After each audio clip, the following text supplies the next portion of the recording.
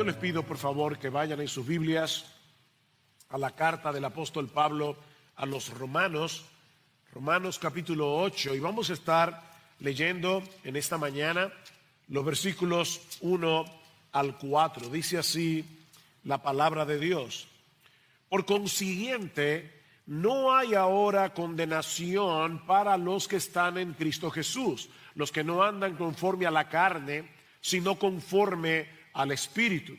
Porque la ley del Espíritu de vida en Cristo Jesús te ha libertado de la ley del pecado y de la muerte.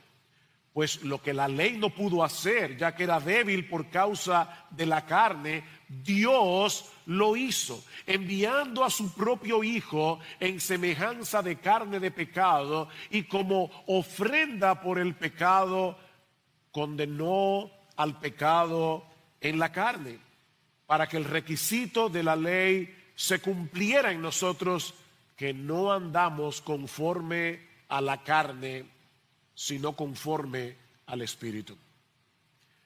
Si hay algo que todos necesitamos en estos días, es seguridad y confianza.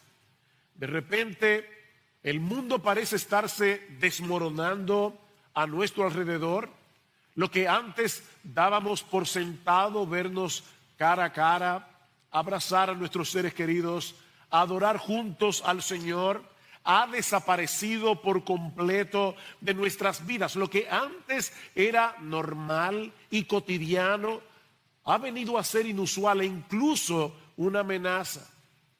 Cualquiera diría que ahora todos nosotros vamos a tener que aprender a vivir en una nueva normalidad.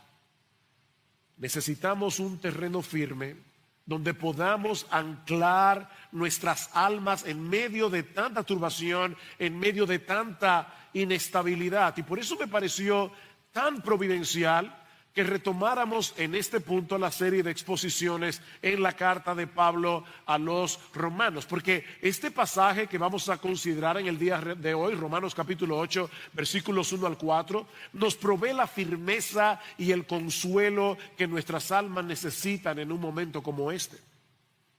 Romanos capítulo 8 es el capítulo más extenso de la carta y uno de los más ricos en contenido. Lutero le llamaba a este capítulo la obra maestra del Nuevo Testamento.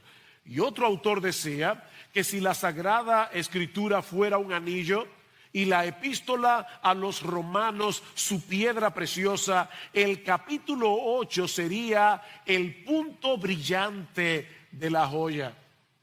Este capítulo comienza con la sorprendente, gloriosa, bendita declaración de que no hay condenación para aquellos que están en Cristo Jesús. Y concluye con otra declaración gloriosa, la certeza de que no hay separación para aquellos que están en Cristo Jesús. No hay condenación, no hay separación. Esa es la roca sobre la cual debemos anclar nuestras almas. No solo en estos días de tanta incertidumbre, sino hasta que nuestro Señor Jesucristo regrese en gloria. No hay que estar en medio de una crisis para que Romanos capítulo 8 sea relevante. Cuando toda esta pandemia quede atrás, y créanme mis hermanos, toda esta pandemia algún día quedará atrás, continuaremos necesitando la enseñanza de Romanos capítulo 8 para seguir avanzando en nuestra vida cristiana práctica. Ahora, antes de pasar a considerar estos primeros 4 versículos de Romanos 8 que acabamos de leer hace un momento, permítanme tomar unos minutos para poner este pasaje en su contexto. En nuestro estudio anterior estuvimos considerando la última sección del capítulo 7 de Romanos, en el que Pablo se vale de su propio ejemplo para mostrarnos la lucha que experimenta el cristiano, el verdadero cristiano, día tras día con el pecado que todavía mora en nosotros. El pecado ya dejó de ser nuestro amo, ya dejó de ser nuestro dueño, ya dejó de ser nuestro rey, pero sigue siendo nuestro enemigo. Un enemigo que nos ataca desde dentro y contra el cual de ninguna manera, mis hermanos, podremos luchar en nuestras propias fuerzas, como yo espero mostrar en un momento. Y es esa realidad la que lleva a Pablo a exclamar en el versículo 24 del capítulo 7, miserable de mí, ¿quién me librará de este cuerpo de muerte?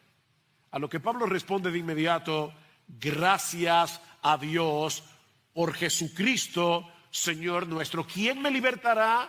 ¿Quién nos librará de este cuerpo de muerte? Oh, gracias a Dios por Jesucristo, nuestro Señor. Y eso es precisamente lo que Pablo va a explicar ahora más ampliamente en el capítulo 8. La realidad de la obra que Dios hizo a nuestro favor por causa de Cristo y a través de su Espíritu. Y podemos resumir la enseñanza de los primeros 4 versículos de Romanos 8 en 2 palabras clave: justificación y santificación. Vean una vez más el versículo 1. Por consiguiente, no hay ahora condenación para los que están en Cristo Jesús, los que no andan conforme a la carne, sino conforme al Espíritu. Todos nosotros estamos habituados a usar nuestras computadoras, la mayoría de nosotros a usar el Word, y a veces tomamos una palabra, la subrayamos y luego la movemos de lugar con el cursor. Bueno, yo quiero que en tu mente ahora tú hagas exactamente lo mismo. Yo quiero que tú tomes la palabra no, que en el texto original es no hay ninguna, y esta palabra ninguna la coloques al principio del versículo, porque esta es la palabra con la que Pablo abre este texto. Ninguna condenación hay, por consiguiente, para aquellos que están en Cristo Jesús.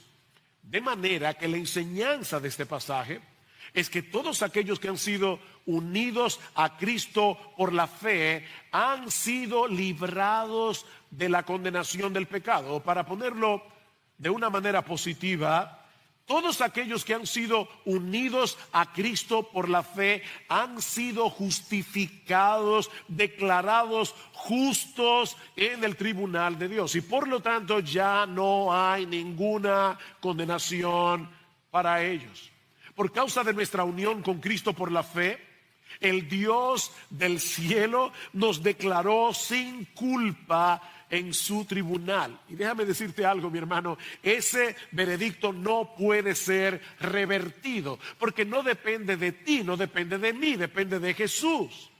Ya Dios no tiene razón judicial alguna para castigarnos por nuestros pecados, por ninguno de nuestros pecados, los pecados pasados, los pecados presentes, los pecados futuros, porque ya Cristo pagó por todos y cada uno de ellos en la cruz del Calvario. Todos nuestros pecados fueron castigados en Él.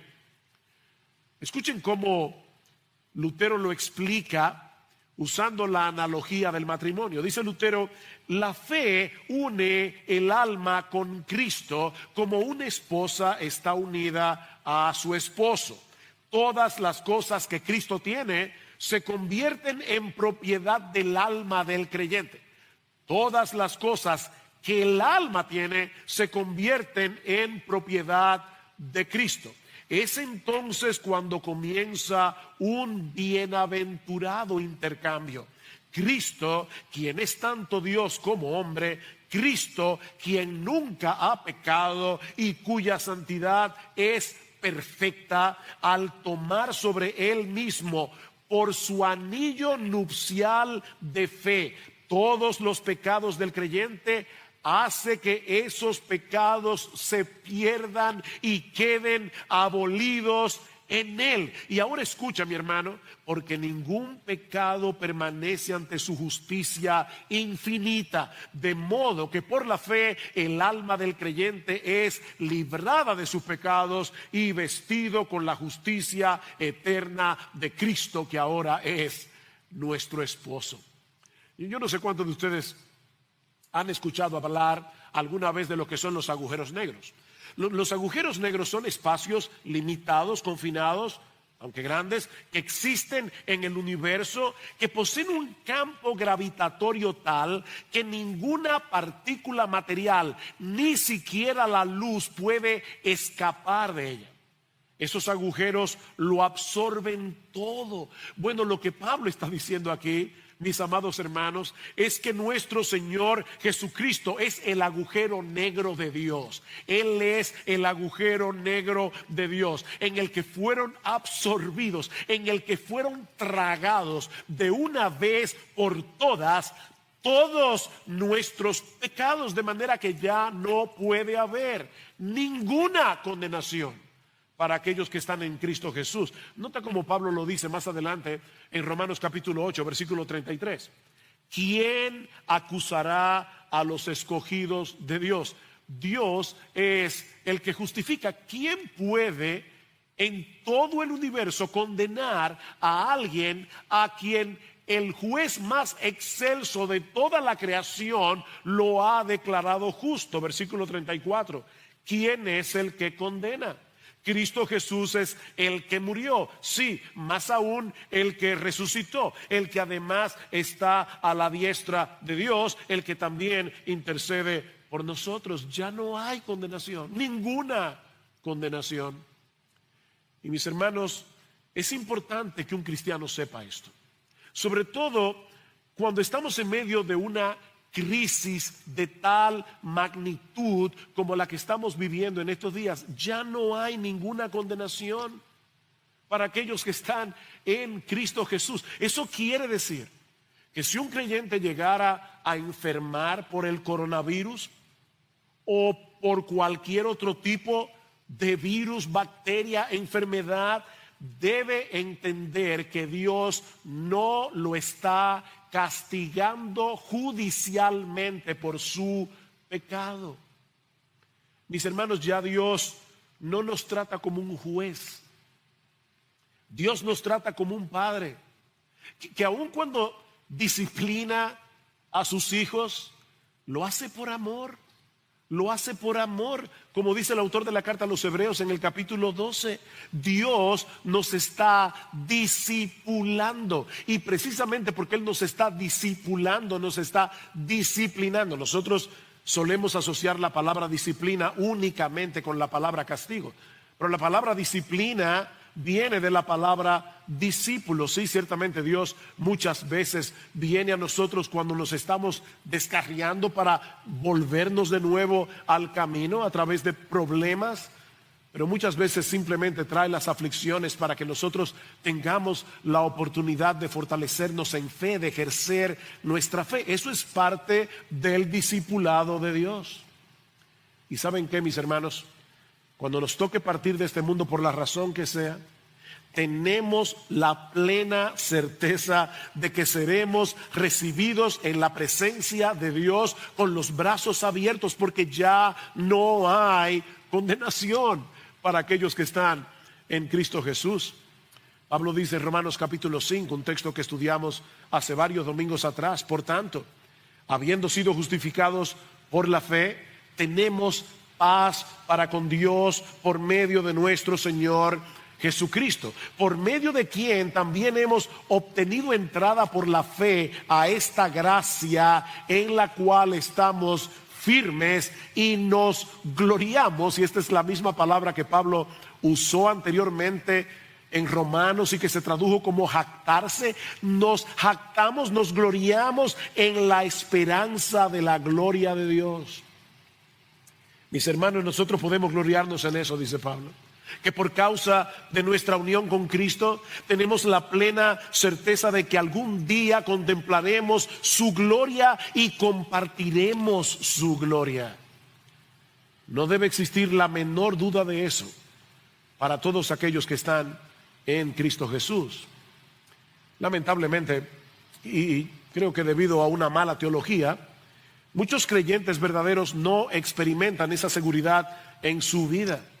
Un comentarista dice al respecto, y yo espero que si tú eres uno de esos, puedas corregir tu teología en esta mañana. Muchos creen que si los cristianos vuelven a pecar, volverían a estar bajo condenación hasta que vuelvan a confesar su pecado y se arrepientan. En otras palabras, si un hombre cristiano peca, vuelve a estar bajo condenación y podría perder su salvación si muere en ese estado. Repito, no es que nosotros estamos declarando esto, es que estamos diciendo que hay muchos cristianos que creen esto. Pero sigue diciendo este comentarista, si esto fuera verdad, entonces los cristianos siempre estarían entrando y saliendo de la condenación. Pero mis hermanos, eso no es lo que Pablo está diciendo aquí. La enseñanza de Pablo en el versículo 1 es que no existe la más mínima posibilidad de que un verdadero cristiano termine siendo condenado en el tribunal de Dios. A pesar de la lucha que todos nosotros tenemos con el pecado residual que todavía hay en nosotros. Eso fue lo que vimos al final del capítulo 7. Sin embargo, a pesar de esa lucha, mi amado hermano, mi amada hermana, recuerda esto: ya no hay condenación, ya no hay ninguna condenación para aquellos que están en Cristo. Hay un himno del pasado que una compositora contemporánea lo adaptó. Dice: cuando he caído en tentación y al sentir condenación, al ver al cielo encontraré al inocente quien murió, y por su muerte el Salvador ya mi pecado perdonó, pues Dios el justo aceptó su sacrificio hecho por mí. Así que recuerda Romanos 8:1. Cuando el diablo quiera paralizarte trayendo a tu memoria tus pecados pasados, y yo sé que eso es así porque Él lo ha hecho conmigo, lo ha tratado de hacer conmigo, trayendo a nuestra memoria nuestros pecados pasados, o al estrujarte en la cara tus pecados presentes, sí debemos sentir vergüenza por nuestros pecados, porque con ellos ofendemos al Dios que amamos. Y al Dios que nos ama con un amor eterno, infinito, glorioso, a un eterno que lo llevó a entregar a su propio Hijo. Pero ¿saben qué? Hay una diferencia abismal en el cristiano que se siente avergonzado del cristiano que se siente condenado. No es lo mismo. El sentido de culpa debe llevarnos al arrepentimiento y a la confesión para volver a experimentar el gozo del perdón. Pero al venir al Padre a confesar nuestros pecados, mi hermano, no olvides que estás no delante de un juez, estás delante de tu Padre Celestial si eres cristiano, y ya no tienes cuentas pendientes en su tribunal por causa de nuestro Señor Jesucristo. Pero los cristianos no solo tenemos la seguridad de que no existe ninguna condenación para nosotros por el hecho de estar en Cristo, sino que al mismo tiempo tenemos la certeza de haber sido libertados de la esclavitud del pecado por causa de la obra del Espíritu en aquellos que están en Cristo. Vean el versículo 2.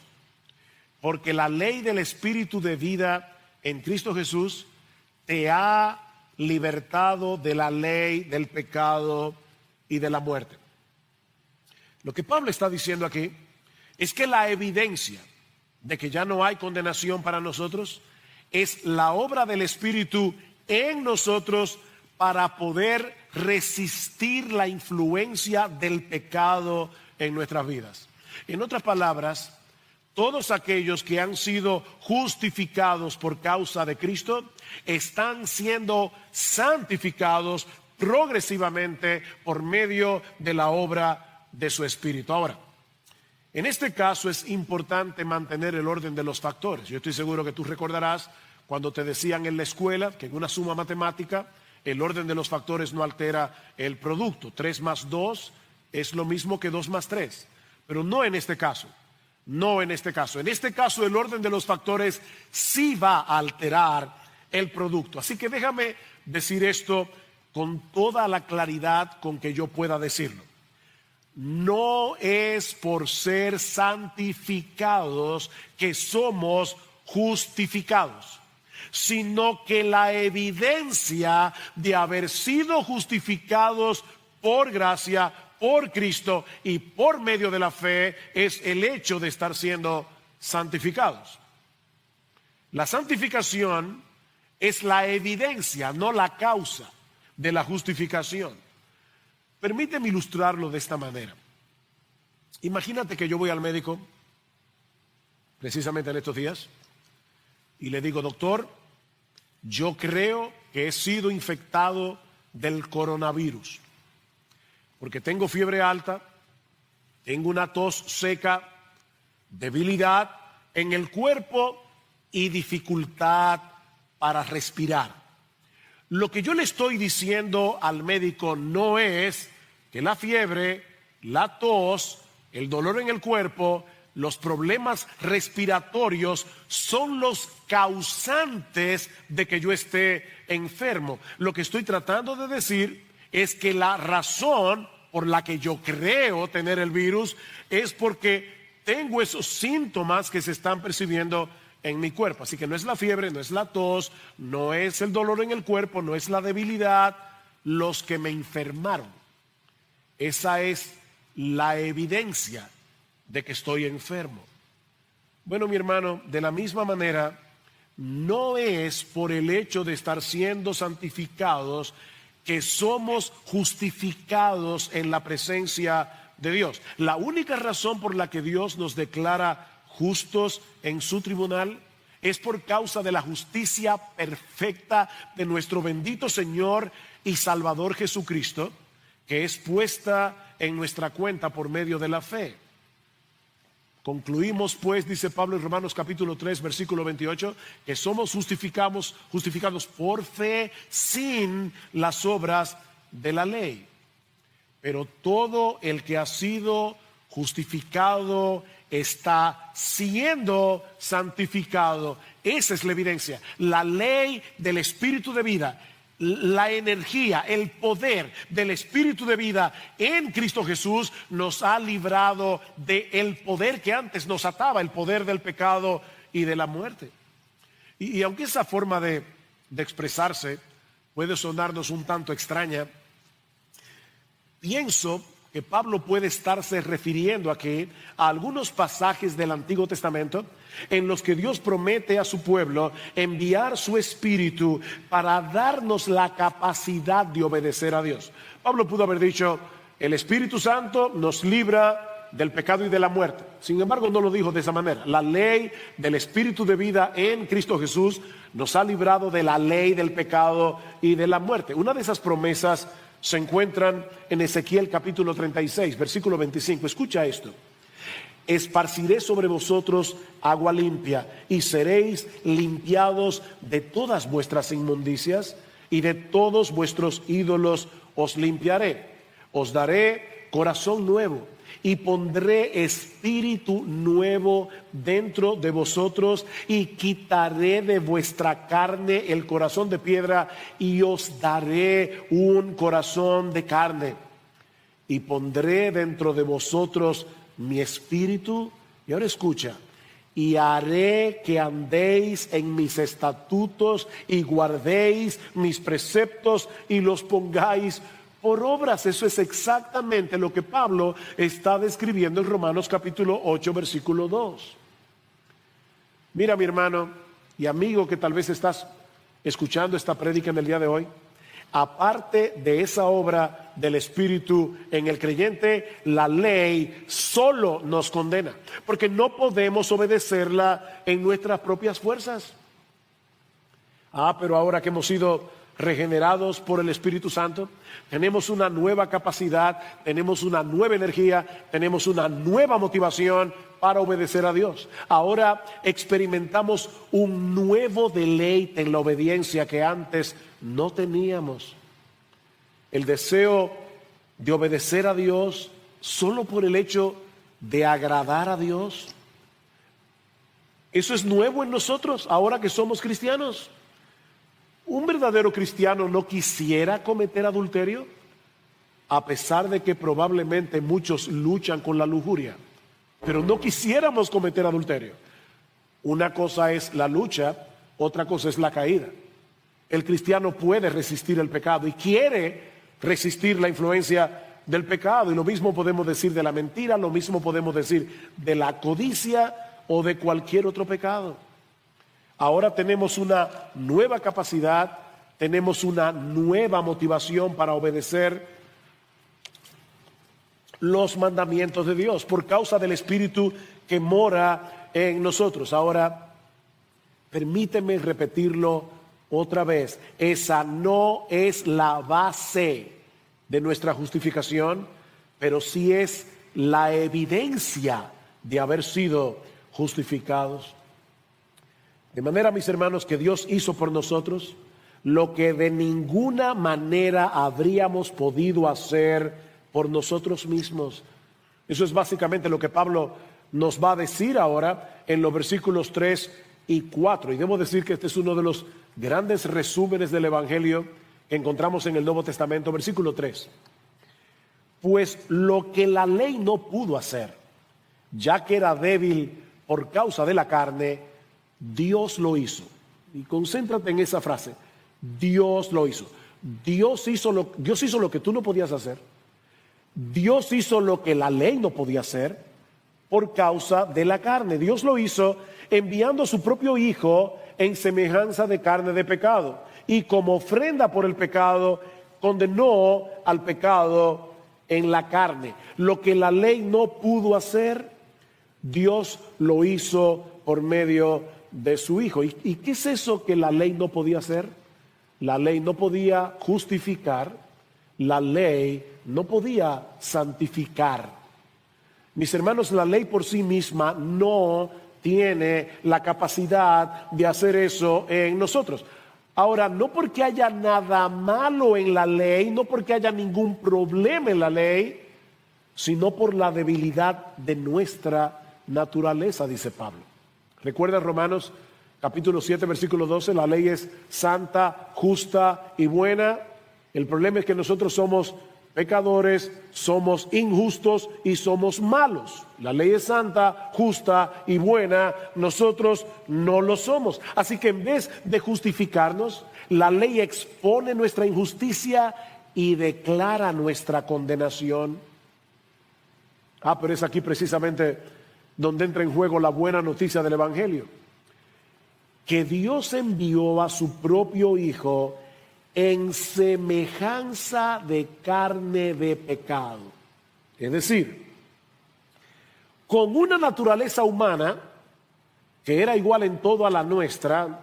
A veces vemos esos cuadros renacentistas donde Jesús aparecía con un halo encima de la cabeza. No, si tú pudieras tomar el túnel del tiempo y ver a Jesús en Jerusalén o en Galilea caminando junto con sus discípulos, difícilmente podrías identificar quién Él es.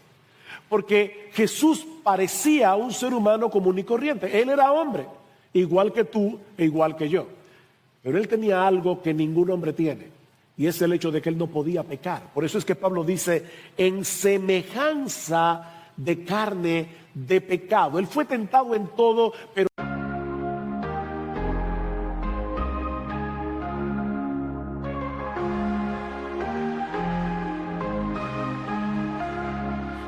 silence, I hear your voice, whispers of forever, a heartfelt choice, to love without limits, to give without shame. In your eyes my heart finds its flame. We'll chase the sunset, we'll dance in the rain. Our love will shine brighter with every heartbeat's pain. We'll rise above the noise, our love will be the light. In the darkest of nights, we'll find our way to the light. Lost in the moment, our love will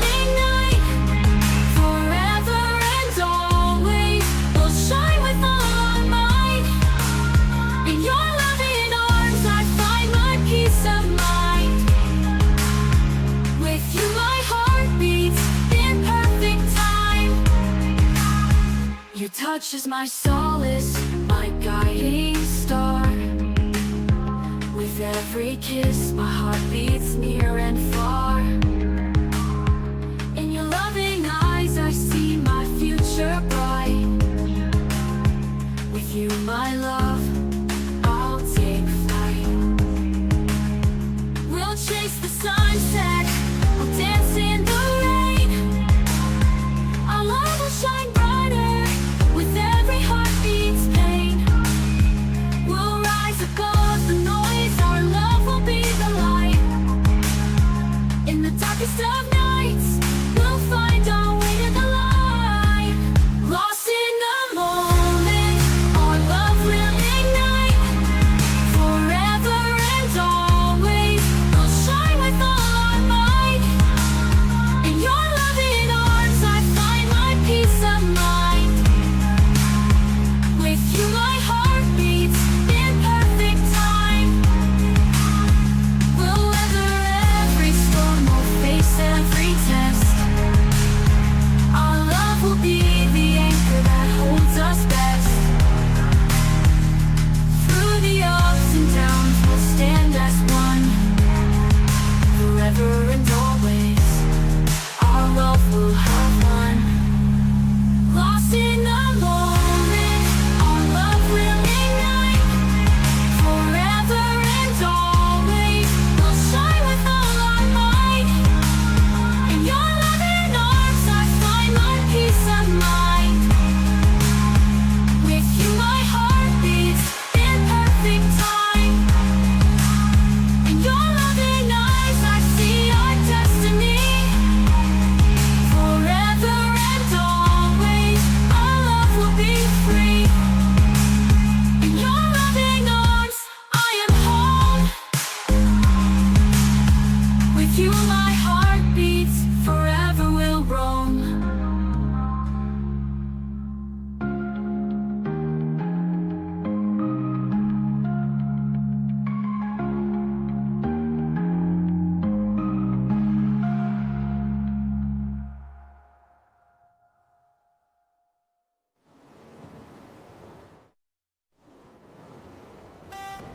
Sin pecado, dice en Hebreos capítulo 4, versículo 15. Así que su humanidad era real en todo sentido, pero era una humanidad impecable en el más alto sentido de esa palabra.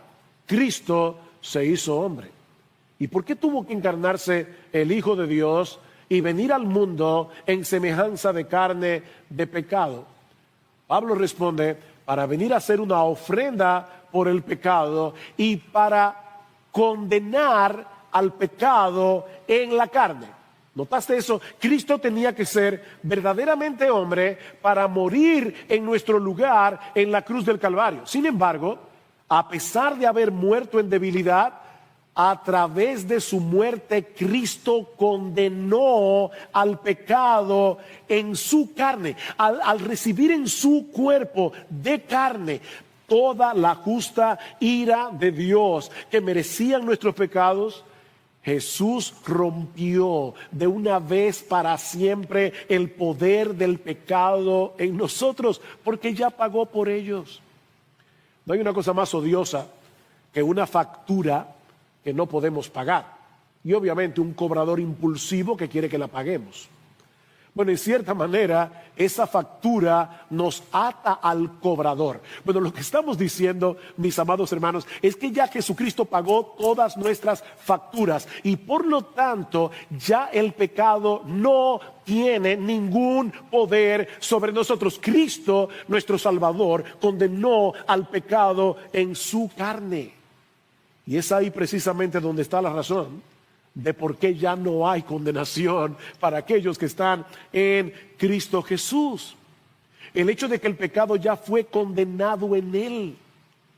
Por causa de su justicia perfecta, mis hermanos, es imposible que Dios deje el pecado sin castigo. Dios tiene que castigar el pecado, todo pecado. Pero Él envió a su Hijo por amor a nosotros, para que Él recibiera como hombre el castigo que merecían nuestros pecados. Esa es la esencia del Evangelio, que nuestro Dios cargó en él el pecado de todos nosotros, como dice en Isaías capítulo 53, versículo 6. Al que no conoció pecado, 2 Corintios 5, 21, por nosotros Dios a él lo hizo pecado, para que ahora nosotros fuésemos hechos justicia de Dios en él. Alguien lo puso de esta manera: Dios ejecutó en Cristo la sentencia final de todos los pecados de aquellos que están en Cristo. Voy a repetir eso otra vez. Dios ejecutó en Cristo la sentencia final de todos los pecados de aquellos que están en Cristo. Y por lo tanto, ya no puede haber condenación para ninguno de ellos, por la sencilla razón de que Dios es justo y Él no va a castigar el mismo pecado dos veces. Dios no va a castigar el mismo pecado dos veces. Y ya nuestros pecados fueron castigados en Jesús. Ahora, Dios no solamente hizo posible nuestra justificación por causa de nuestra unión con Cristo, sino también nuestra santificación. Él nos libró de la tiranía del pecado y envió su Espíritu a ser morada en nosotros para que ahora podamos andar en obediencia. Mira el versículo 4.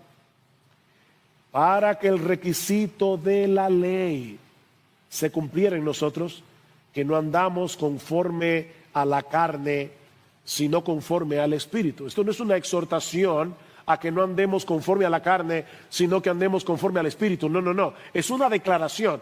Todo verdadero cristiano ya no anda conforme a la carne, en el sentido de que ya no está descansando en sus propias fuerzas, no está descansando en sí mismo para poder obedecer a Dios. Él anda en el Espíritu. Mira, mi hermano, ningún ser humano puede obedecer a Dios en sus propias fuerzas. Ni quiere ni puede. Pero el creyente quiere y puede por causa de la obra del Espíritu en nosotros. Es verdad que de este lado del cielo jamás podremos alcanzar una obediencia perfecta a la ley de Dios, porque el pecado también mora en nosotros. Cristo mora en nosotros por su Espíritu. El pecado también mora en nosotros. Esa es la razón de la lucha que experimentamos cada día con el pecado.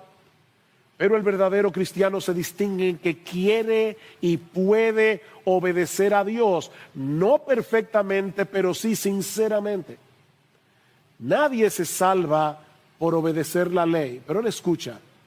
Dios nos salva en Cristo para que podamos obedecer la ley en dependencia de su Espíritu. Eso es lo que Pablo quiere señalar al decir que los creyentes no andamos conforme a la carne, sino conforme al Espíritu. No andamos siguiendo los valores y bajo las motivaciones de este mundo caído, sino bajo la dirección del Espíritu en su palabra y dependiendo enteramente de su gracia. Es por eso que en el cristianismo